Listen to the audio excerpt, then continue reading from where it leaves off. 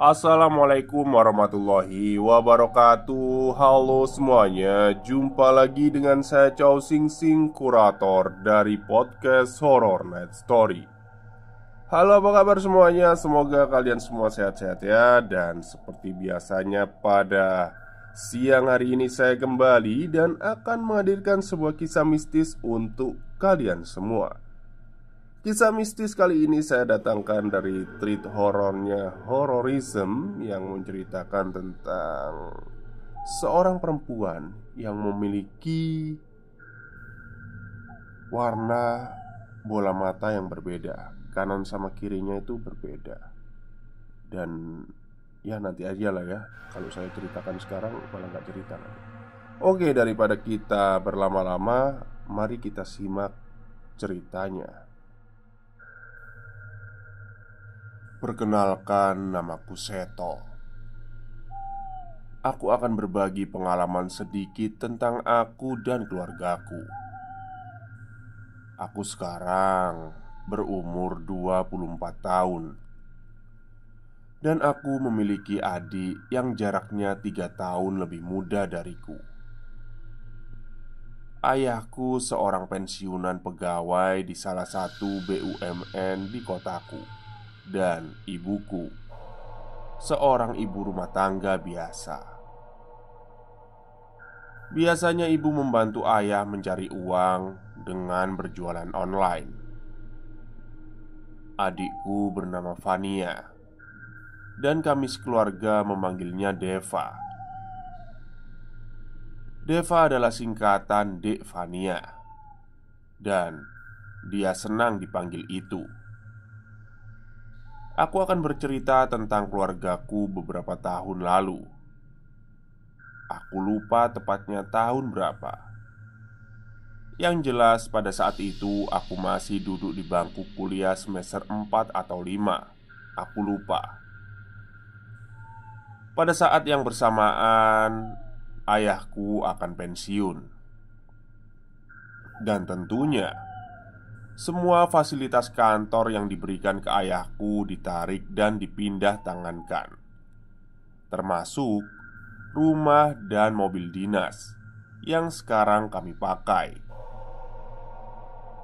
Kami harus mencari tempat tinggal baru. Meskipun ayahku memiliki tanah kosong, tapi pasti ribet kalau harus dibangun dulu dan bla bla bla lah. Aku ikut ayah untuk hunting rumah baru. Ayah ingin harganya miring, tapi rumahnya besar dan bisa dihuni untuk 4-5 orang. Karena ibu yang sibuk dengan jualan online-nya dan adikku yang sedang belajar untuk menghadapi ujian, jadilah aku yang menemani ayah. Pada saat melihat rumah di salah satu perumahan, aku merasa rumahnya bagus. Katanya sih baru 2 bulan tidak dihuni, besar dan mewah. Dan harganya juga murah untuk rumah dan tanah yang sebegitu besarnya. Jadi, kenapa pemilik rumah sebelumnya pindah, Pak? Tanya ayahku ke orang yang dipasrai kunci rumah itu. Beliau keluarga baru, Pak, dan baru punya 1 anak. Jadinya mungkin terlalu luas untuk keluarga barunya tinggal di sini, jawab Pak Dadang, orang yang mengurus rumah ini. Oh, kalau Bapak oke dan suka, ini saya kasih nomor sama alamat pemilik rumahnya, Pak. Tambah Pak Dadang. Pak, boleh saya lihat dulu dalamnya? Tanyaku ke Pak Dadang. Oh, monggo mas, silahkan. Tanpa pikir panjang aku langsung mengambil kunci dan masuk ke dalam. Awalnya biasa saja, hanya rumah kosong dan bau debu seperti rumah yang sudah lama ditinggalkan. Dan keanehan mulai aku rasakan. Aku yang notabene tidak bisa merasakan hal gaib, tiba-tiba melihat sosok perempuan berdiri di sudut ruangan. Dan tiba-tiba ada bayangan yang lewat di depan mataku. Aku kaget setengah mati dan membalikkan badanku. Saat aku berbalik, sudah ada ayah dan Pak Dadang di sana. "Kenapa toh?" tanya ayahku. "Nggak apa-apa ya," jawabku. "Nggak apa-apa kok, kayak ketakutan?" tanya ayahku lagi. "Iya beneran nggak apa-apa. Di sini berdebu banget. Aku mau keluar dulu ya," jawabku sambil berjalan keluar ruangan. Dan saat aku mengintip dari sudut mataku, tak ada apa-apa di sana. Mungkin hanya halusinasiku saja, gumamku dalam hati. Aku semakin bertanya-tanya apa sebenarnya yang aku lihat tadi. Sambil merenung, sambil aku mengecek HP-ku yang ternyata ada chat dari adikku. "Bang, pulang. Nanti aku mau tanya soal fisika." Aku hanya memandang chat dari adikku dan tepat saat itu juga aku mendengar samar-samar ada suara orang berbicara. "Sini nak, temenin aku." Aku kaget dan melihat sekitar. Tidak ada orang kecuali aku. Pak Dadang dan ayah masih di dalam rumah. Aku sedikit merinding sebenarnya. Aku teringat mitos yang beredar. Jika kamu sedang bepergian dengan jumlah orang ganjil, maka berhati-hatilah. Karena kemungkinan jika tidak digenapi dengan mereka, atau ada yang hilang satu agar jumlahnya genap. Tapi belum sempat memikirkan lebih dalam, ayah dan Pak Dadang keluar. Ayah berpamitan dan masuk ke mobil yang diparkir. "Gimana toh? Kamu suka rumahnya?" tanya ayah padaku. "Nggak terlalu suka sih ya, luas banget," jawabku sambil berdoa memohon agar ayah tidak memilih rumah ini.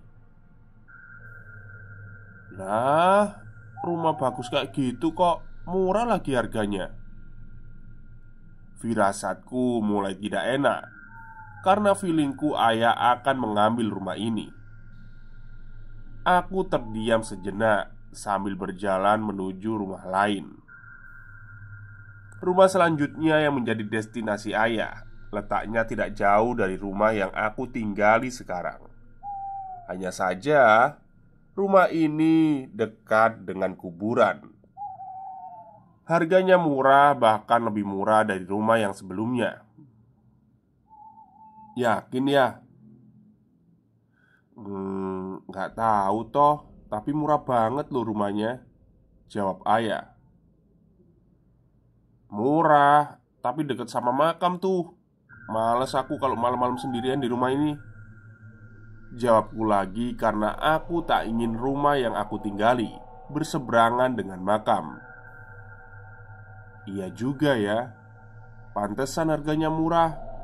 Wong deket sama orang meninggal, canda ayah. "Ya udah, gimana nih? Cari lagi aja, barangkali ada yang cocok ya," ajakku ke ayah. "Ya udah, ayo." Dan aku mulai memancal gas mobil yang kami pakai. Jujur, sepulang dari rumah pertama tadi, tubuhku terasa berat dan nafasku sedikit tersengal-sengal. Nggak tahu kenapa. Aku pikir, kayaknya aku mau flu. Jadi aku melanjutkan perjalanan untuk hunting rumah baru. Sampailah kita di rumah yang selanjutnya. Letaknya dekat dengan pusat kota. Dan saat kami sampai di depan rumah, aku melihat bapak-bapak yang sudah agak sepuh tapi masih sehat. "Permisi pak," sapa ayahku. "Oh iya pak, siapa ya?" jawab pria itu sedang membersihkan rumah. "Saya Pak Joyo. Apa benar rumah ini mau dijual pak?" tanya ayahku lagi. "Oh, enjih pak, saya Rasman. Saya yang dipasrahi kunci rumah ini. Setiap hari saya selalu bersihkan dan saya rawat. Saya nyalakan lampunya ketika petang dan saya matikan ketika pagi. Iya pak, betul rumah ini dijual. Ada apa ya?" jawabnya. "Oh, nggih pak, saya boleh lihat-lihat dalamnya?" kata ayah. "Oh, monggo monggo dilihat-lihat dulu. Kalau udah cocok, nanti saya hubungi yang bersangkutan agar ke sini." Aku dan ayah masuk ke dalam dan benar saja, rumahnya sejuk dan nyaman. Sepertinya aku jatuh cinta dengan rumah ini.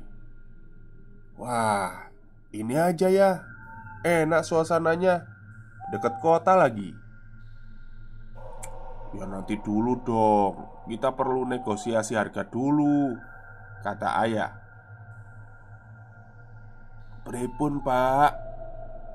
Saya hubungi orangnya atau gimana?" tanya Pak Rasman. "Eh, nanti aja dulu ya pak. Atau saya minta kontaknya aja yang bersangkutan. Barangkali harganya cocok, nanti saya ambil rumah ini," jawab ayahku. Setelah bertukar kontak, kami langsung pulang. Saat itu sekitar jam 5 sore. Sesampainya di rumah, hal-hal tidak mengenakan sedikit demi sedikit mulai menggangguku. "Assalamualaikum," salamku sambil membuka pintu rumah. "Waalaikumsalam," jawab ibuku. Bang, kok pucat banget?" tanya Deva padaku yang baru pulang. "Iya, nggak tahu nih Dev. Rasanya abang capek banget." "Ya udah bang, istirahat aja di rumah, di kamar. Nanti Deva bikinin teh anget," kata Deva. "Wih, baik banget kamu. Makasih ya," candaku. Setelah itu aku langsung mandi dengan air hangat dan masuk ke kamar. Ternyata adikku Deva sedang di sana. "Dev, ngapain di situ? Ayo keluar, abang mau ganti baju dulu," kataku ke Deva. Tiba-tiba, tok tok tok. "Bang, ini tehnya Deva taruh mana ya?" Ternyata ada suara adikku dari balik pintu kamar. Aku heran bukan main. Dan saat aku melihat ke tempat Deva berdiri tadi, ternyata sudah tidak ada siapa-siapa. Iya Dev, abang ganti baju dulu ya." Setelah beberapa saat, badanku mulai terasa panas, seperti orang yang sedang sakit. Entah kenapa tiba-tiba aku sakit dan hanya bisa berbaring di tempat tidur. Untungnya semua orang di rumah baik padaku, terutama adikku Deva. Dia sering menemaniku di kamar dengan pandangan yang lugu. "Deva cantik ya. Masa belum punya pacar sih?" gumamku dalam hati. Karena pada dasarnya Deva memang gak mau pacaran dulu. Apalagi warna bola matanya Deva ini berbeda. Yang kanan dan kiri memiliki warna bola mata yang berbeda. Tapi itu yang menurutku menjadi daya tarik Deva. Pada malam harinya aku mendengar ada yang mengetuk pintu beberapa kali. Tapi aku biarkan. Paginya aku tanya ke adikku, "Kamu semalam ngetok-ngetok pintu kamar abang ya?" Tanyaku ke Deva. Ih, abang, orang Deva belajar buat ulangan hari ini. Deva bubuk jam 2 malam bang. Ngapain juga ketok-ketok pintu kamar abang? Males. Sepertinya memang bukan Deva ya. Apa ada yang lain di rumah ini sekarang? Gumamku dalam hati. Beberapa hari aku tak kunjung sembuh. Sampai-sampai sahabat baikku datang ke rumah bersama beberapa kawanku yang lain. Bagus namanya. Toh, sakit apa sih kamu? Tanya Bagus. Kayaknya flu biasa sih, tapi nggak apa-apa kok, jawabku. Kamu baru pergi ya? Harusnya kamu hati-hati toh, tanya Bagus. Gimana dia bisa tahu kalau aku baru pergi-pergi? Gumamku dalam hati. Tapi memang dasarnya Bagus ini memiliki sebuah kelebihan yang tidak orang lain miliki. Kata orang sih itu indera keenam. Tapi ya semoga saja kalau benar tidak digunakan untuk hal-hal yang tidak baik. Iya sih, aku habis pergi-pergi. Tempo hari aku hunting rumah sama ayah. Ya, kamu tahu sendirilah, ayahku kan mau pensiun. Jadi harus cepet-cepet cari rumah baru. Lalu aku ceritakan semuanya. Mulai dari aku melihat sesosok wanita sampai aku jatuh sakit sekarang ini. Oh, jadi gitu. Kayaknya ada yang ikut kamu toh, kata Bagus. Apa? Maksudnya gimana sih? Tanyaku. Iya, ada yang ikut sama kamu. Sekarang lagi duduk di pojokan kamar kamu. Kalau nggak kamu usir, dia bakal ngikutin kamu terus, kata Bagus. Wah Gus, sumpah aku nggak bisa ngusir. Aku nggak bisa ngapa-ngapain. Gimana ini? Kataku bingung. Ya udah, sholatmu dikencengin. Insya Allah dia nggak bakal betah. Oh ya, jangan lupa baca Al-Quran ya. Ya 2 atau 3 ayat cukup lah, kata Bagus lagi. Selang beberapa hari demamku memang turun. Jujur saja kejadian ini membuatku menjadi sedikit religius. Beberapa hari berlalu, aku harus kembali ke perantauan untuk melanjutkan studiku. Rencananya aku pulang setelah ujian dan bertepatan dengan ulang tahun adikku yang ke-17. Dan mungkin ayah sudah menempati rumah baru itu. Setelah perdebatan yang cukup alot, akhirnya ayah memilih rumah yang pertama kami datangi. Jujur, aku sedikit kecewa. Tapi mau gimana lagi, wong nasi sudah menjadi bubur. Beberapa minggu kemudian, ayahku pensiun dan bersiap untuk pindahan.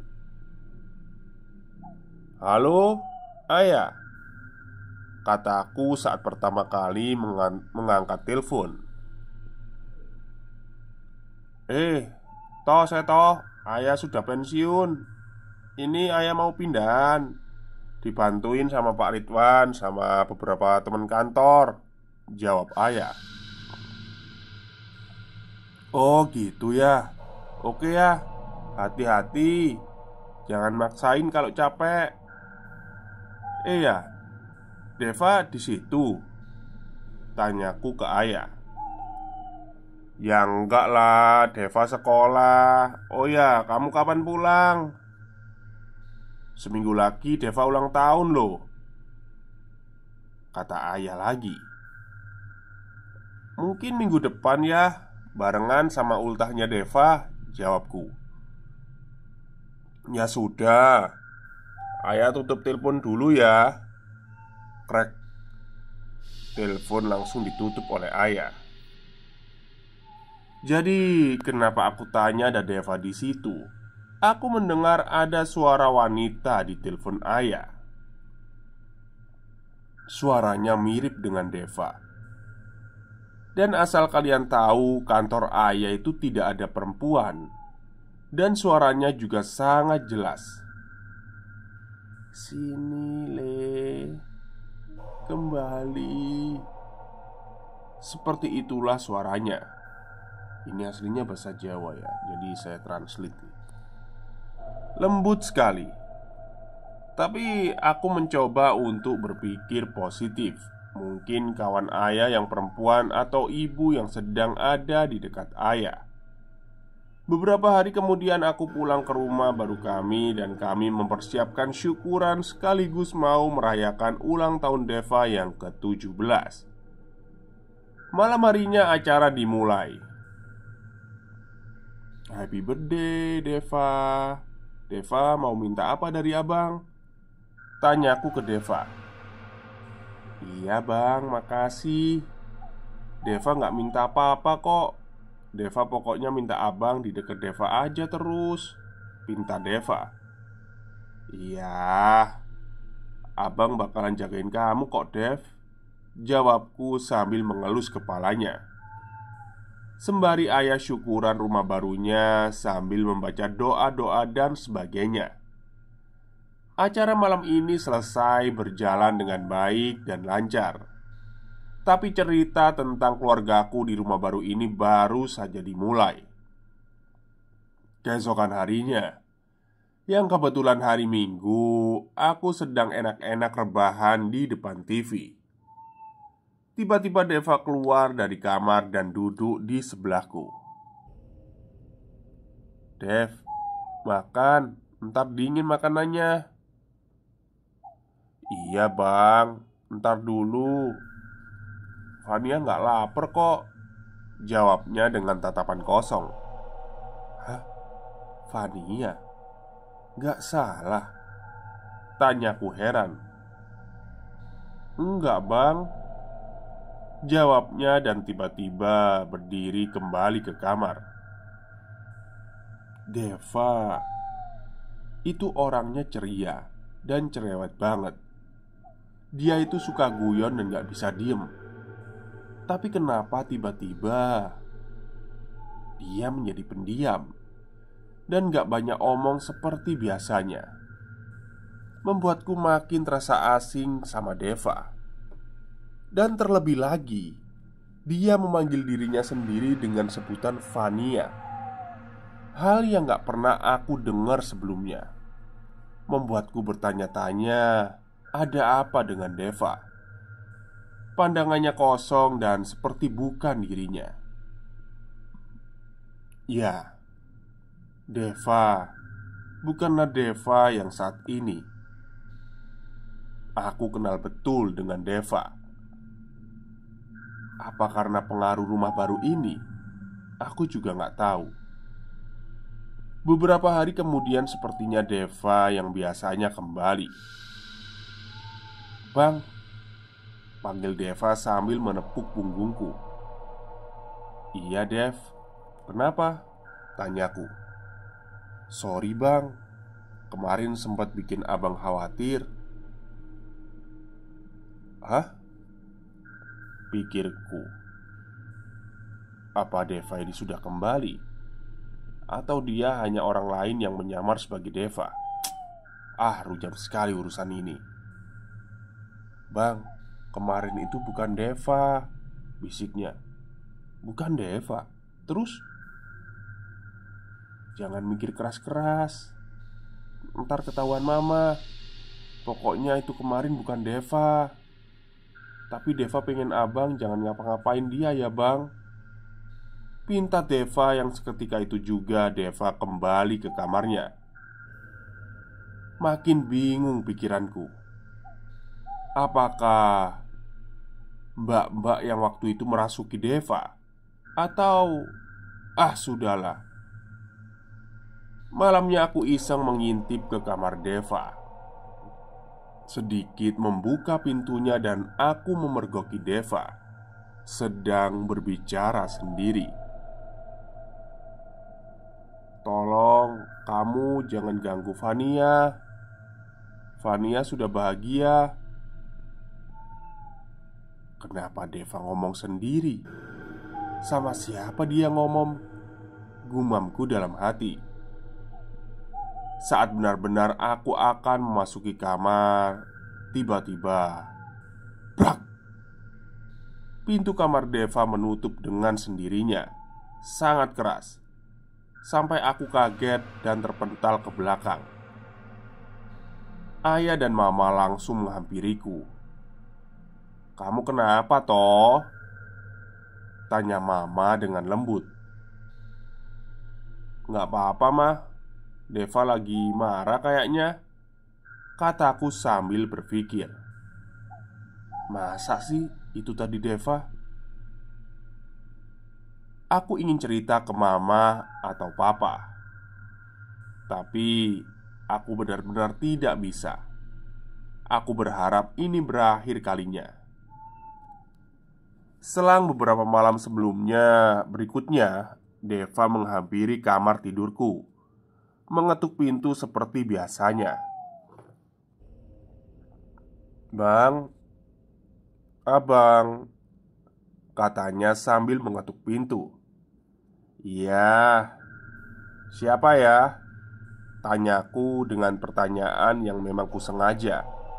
"Fania bang." "Oh, masuk aja." Selanjutnya Deva masuk dan berbicara panjang lebar.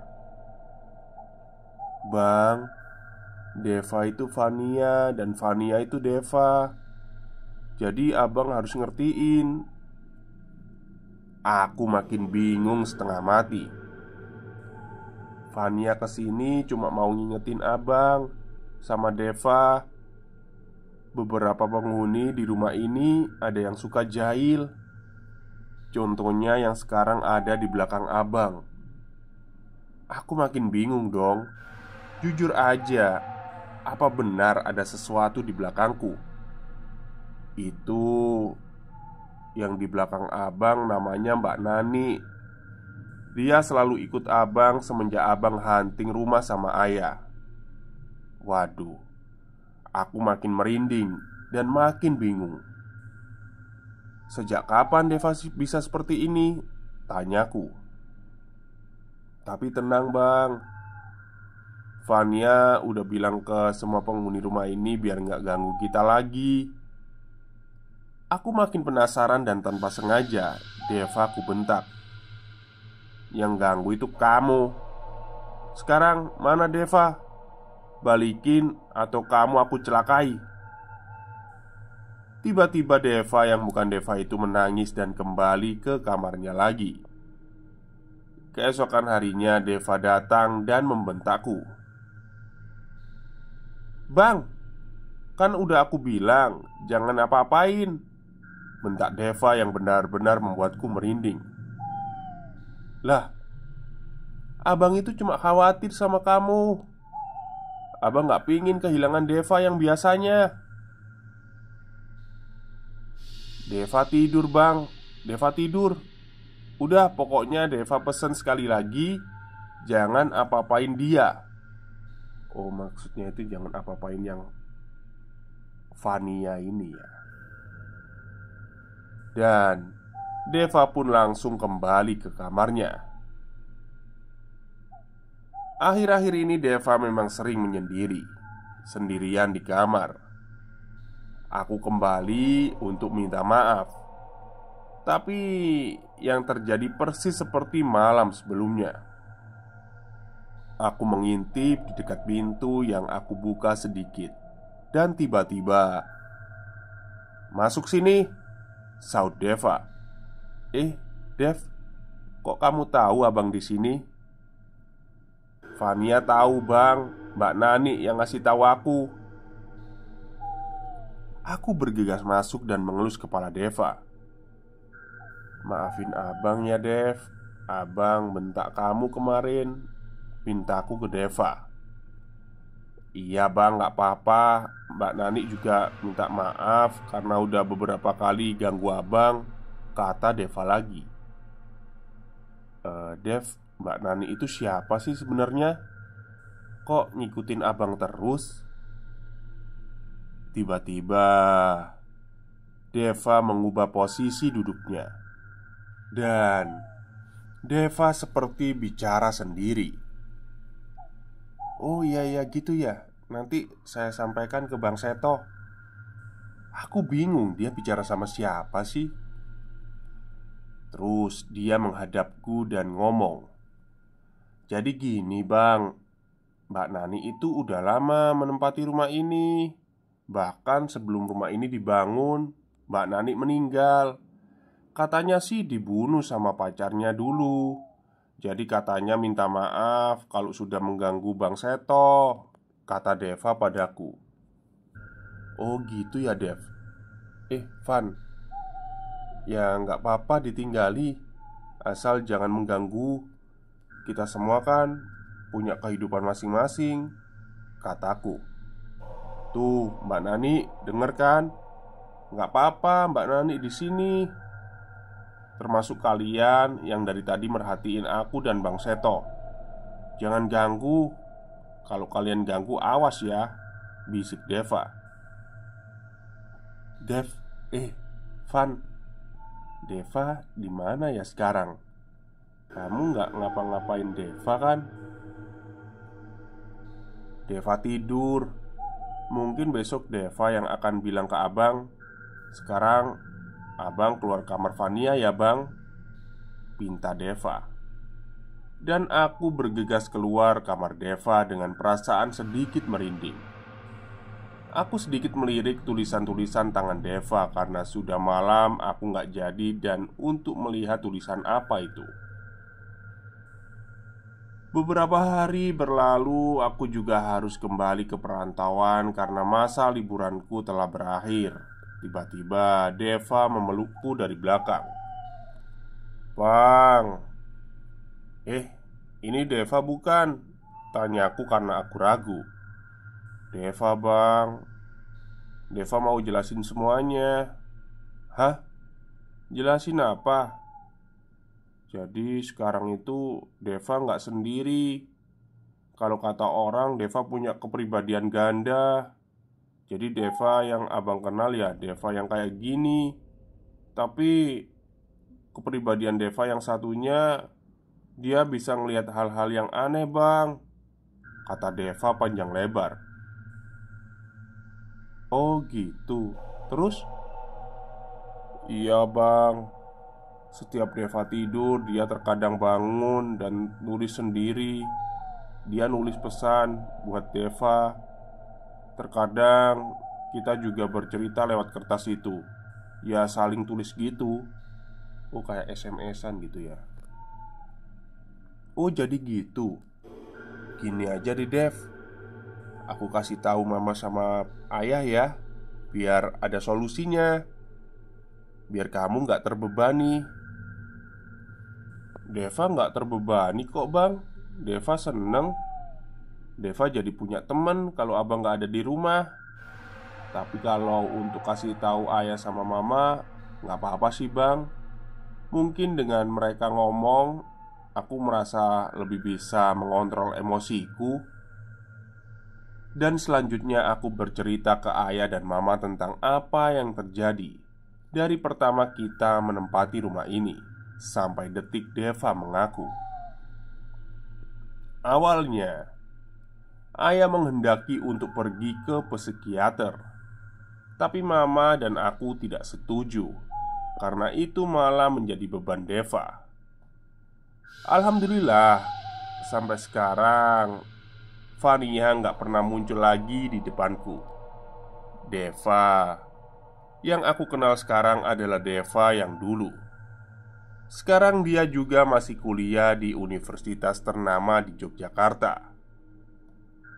Ya, akhirnya doaku terkabul. Tuhan mengembalikan adikku seperti biasanya. Tapi mau Vania atau Deva, keduanya akan sama-sama aku jaga. Dan aku benar-benar akan menjaga mereka sampai kapanpun.